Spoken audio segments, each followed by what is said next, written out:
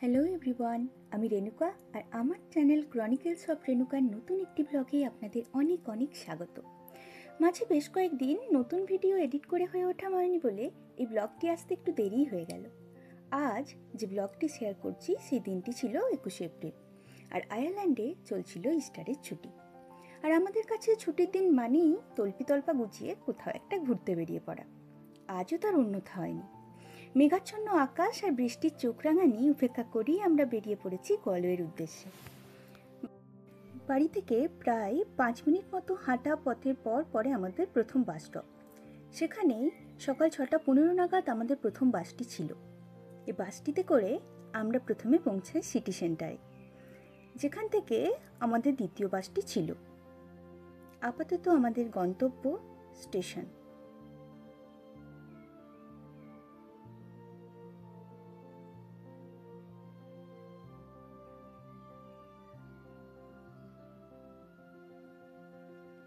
আর এই দেখুন, আমরা বাসে উঠে পড়েছি আর এদিকে শুরু হয়েছে মুষলধারে বৃষ্টি। প্রায় মিনিট 20 পর আমরা পৌঁছে গেছি স্টেশনে।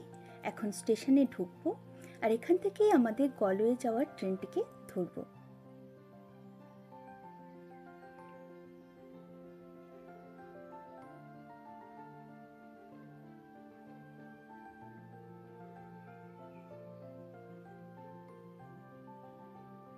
স্টেশনে কিছুক্ষণ অপেক্ষা করার পর আমাদের ট্রেন চলে এসেছে আর আমরা উঠে জায়গা দেখে বসে পড়লাম। শুরু হয়ে গেল গলওয়ের উদ্দেশ্যে যাত্রা। এই গলওয়ে আয়ারল্যান্ডের পশ্চিম উপকূলে অবস্থিত একটি শহর, যার ইতিহাস প্রায় 800 বছরেরও বেশি প্রাচীন। শহরটি তার উপকূলীয় সৌন্দর্য ও ঐতিহাসিক স্থাপত্যের জন্য বিখ্যাত।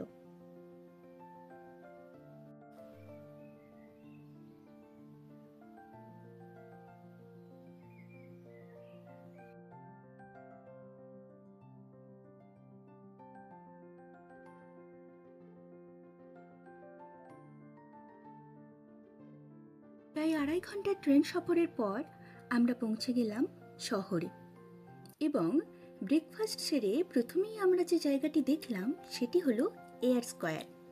1710 সালে জনসাধারণের জন্য উন্মুক্ত হওয়া এই পার্কটির নাম তৎকালীন গলওয়ের মেয়র এডওয়ার্ড এয়ারের নাম অনুসারে হয় এবং পরবর্তীকালে মার্কিন president John F Kennedy Galway সফরে এলে তার নামে পার্কটিকে উৎসর্গ করা হয়। এই এয়ার স্কোয়ারে এই যে রং বেরঙের পতাকাগুলি দেখা যাচ্ছে, এগুলি হলো গলওয়ে শহরের ঐতিহাসিক 14টি উপজাতির পতাকা। এই 14টি উপজাতি বা ট্রাইবস অফ গলওয়ে মধ্যযুগে এই শহরটির রাজনীতি, বাণিজ্য ও সমাজ জীবনে গুরুত্বপূর্ণ ভূমিকা পালন করত।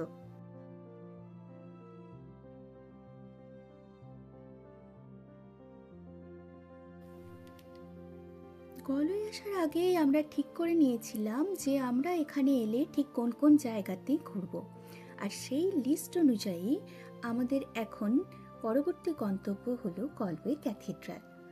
আমরা আস্তে আস্তে সেই দিকে হাঁটতে শুরু করেছিলাম।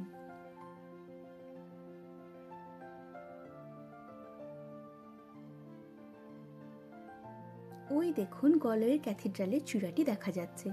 চলুন আমরা এর ভেতরে যাব।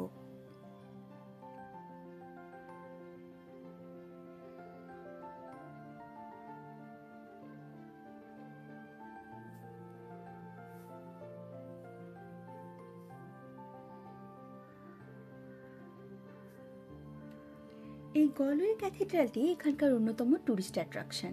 এই ক্যাথিড্রালটি একটি কারাগারের ধ্বংসাবশেষের ওপর নির্মাণ হয়, আর এটির নির্মাণ কাজ শেষ হয় 1965 সালে।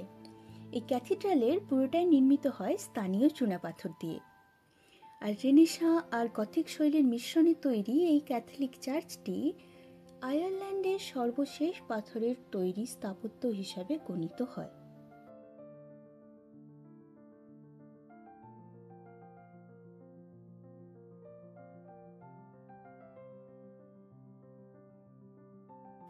যেহেতু আমরা ইস্টারের দিনে চার্চে এসেছিলাম, তাই চার্চের ভিতরে ঢুকেই আমরা দেখলাম এরকম সারি সারি মোমবাতি জ্বালানো আছে। চার্চটি ঘুরে দেখতে গিয়ে দেখলাম এখানে চার্চের একটি ছোট্ট রেপ্লিকা ভার্সানও দেওয়া আছে।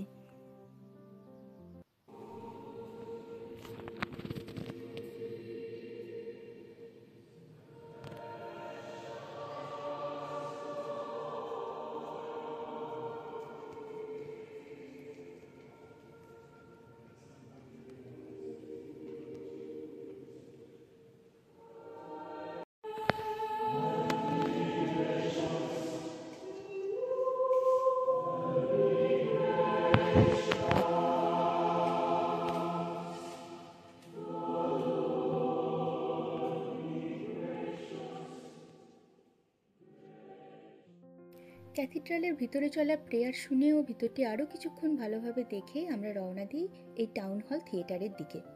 এই থিয়েটারটি বর্তমানে গলওয়ের প্রধান নাট্য ও সংস্কৃতির অনুষ্ঠান স্থল। চারপাশটা ভালো করে দেখে ফেরার পথে আমরা আস্তে আস্তে এই জায়গাটিতে এসে পৌঁছাই। এই জায়গাটি আসলে করিব নদীর ওপরে নির্মিত প্রাচীন একটি জলকপাট, যা এই নদীতে স্যামন মাছের চলাচলকে নিয়ন্ত্রণ করে। চারপাশটা দেখুন কি সুন্দর না জায়গাটা। আর এখানে এই দেখুন জলের মধ্যে কত হাঁস খেলা করে বেড়াচ্ছে।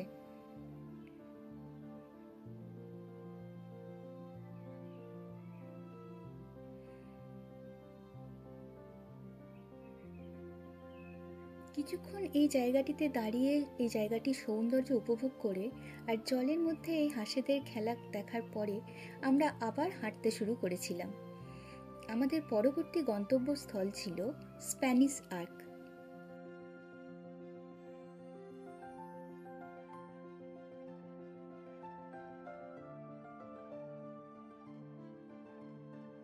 এই দেখুন আমরা পৌঁছে গিয়েছি স্প্যানিশ আর্কের কাছে। আর ওই দূরে যেটি দেখা যাচ্ছে ওটাই স্প্যানিশ আর্ক। আর গলওয়ের এই অংশটির সাথে আবার ক্রিস্টোফার কলম্বাসের একটি ঐতিহাসিক যোগ আছে। কথিত আছে এই উপকূলের কাছে এসেই নাকি ক্রিস্টোফার কলম্বাস বুঝতে পারেন যে আটলান্টিকের অপর প্রান্তেও স্থলভূমি আছে।